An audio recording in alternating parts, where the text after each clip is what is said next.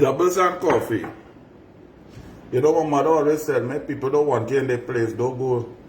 If you get a late invitation worse than no invitation.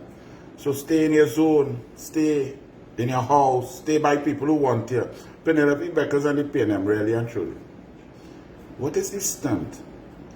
What is the objective? What was the aim? How you feel?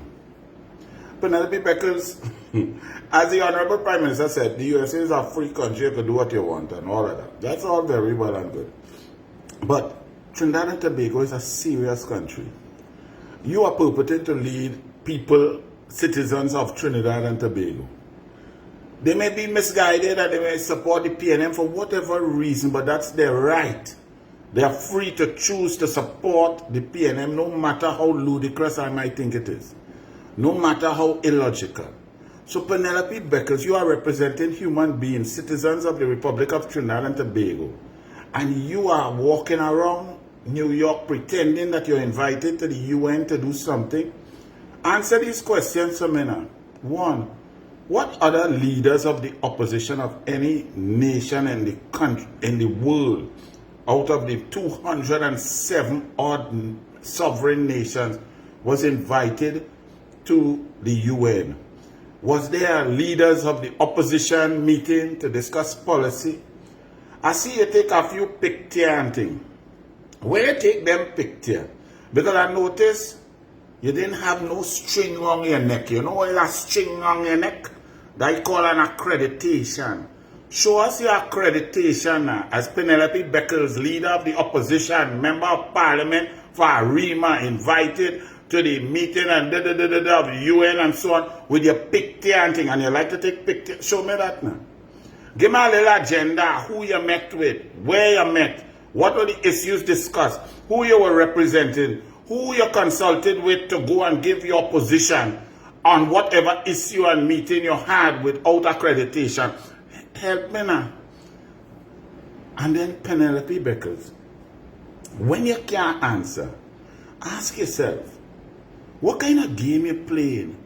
Who you representing? Politics is a serious thing. You have people believing in you, hoping that you will come up with some sort of policy that maybe in the future you could rise to be somewhere in power to help people. And you're making a buffoon of yourself. You wake up every morning, bathe and put on smell nice and thing to walk around, to storm, to hang around a meeting. So when Carnival come, we could expect you to do what? Storm fete? Shake down the fence? What it is the PNM has become. And while you up there gallivanting, you have a retired Rowley talking more than you. Rowley talking more now than when he was Prime Minister. Rowley, I thought you retired. You talk about when Trinidad and Tobago had Rowley, you have to be a madman, you know. I feel you move from the palace in St. Anne's to St. Anne's Hospital, talking about when Trinidad and Tobago had some great leadership. You, Rowley, you are the greatest miscreant to ever force his way onto a political party and into political office at the highest realm. Rowley, there's nothing about you that people are inspired by. You're a disgusting disgrace as a man, as a fake father for owning your children on the inside and discarding your outside children. You are the most corrupt human being to ever be around. They have questions about you from National Quarries 1977, Greenvale, Land Gate, coming into Email Gate, Nelson Gate, Ferry Gate, Procurement Gate, DPP Gate, Nelson Gate, and Indemnity with Faris. You are the man who didn't know how to fill out your Integrity in Public Life Act form. You are the man who shut down Petrotrin when nobody told you shut it down. You lie and say Wilfred Espini and the board told you to shut it down. He went under oath and say you lie. He never tell you to shut it down. But a bareback man who cussing down the place tell you shut down, lock down, or broke down. You still talking to the members of the PNM who still fighting up to go in a September affair. Imagine call him but tell all you, we didn't listen, we were arrogant, We were elitists. We were not on the ground. We didn't listen to the cries of the people. And the first thing all you do is go in hired for expensive ball and leave the people outside. All you do listen, stick breaking all your ears permanently. The PNM is discarded. The PNM is rejected. People don't want to hear about that. So all you who's still trying to talk about the PNM and the PNM, give it a rest. I know it's hard. It's like a long-standing disease that you had and you don't know that you get cured.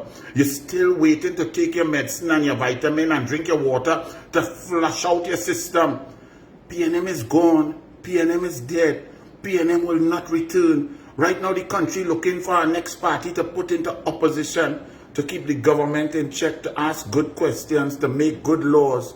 The PNM, and to those who do not understand, pay close attention to this budget debate, because the information coming out about the dishonesty, the abhorrent lack of process of the PNM, the corruption, the nepotism, the poor procurement, the Franco-men thieving, this vacuuming of the treasury, all will be told in the budget debate coming up, ministry by ministry. And for those who feel and pretend like the PNM used to share information, the PNM is a disease of dishonesty.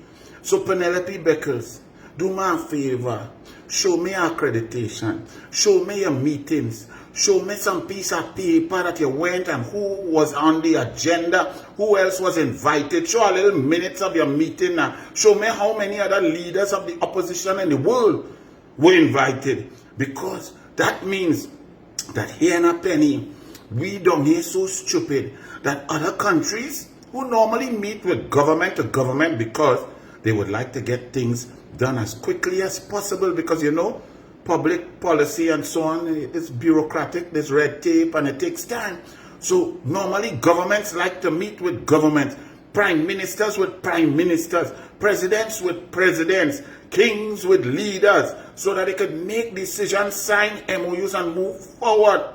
Are you trying to say, Penelope Beckles, that somewhere in the UN, some group of countries so know Trinidad and Tobago politics that they know about PNM, they know about Belize, and they know that maybe in 2030, there may be a slim chance that Penelope Beckles, you will be in a position of power to impact some decision, and therefore in 2025, they want to have discussions with you to move an agenda forward for 2030. And if they only knew how bad PNM suffering in Trinidad and Tobago now, and how the truth coming out, they know that it could never be till 2035. So them leaders inviting you to talks, knowing full well that you go never see power, that making sense? Make it make sense for us, Penelope. Answer the Douglas now, because the PNM fake news media wouldn't ask you that. They could just say, oh gosh, you went, you was invited to the outskirts. It's best you had go California, die on the outskirts too. Bless.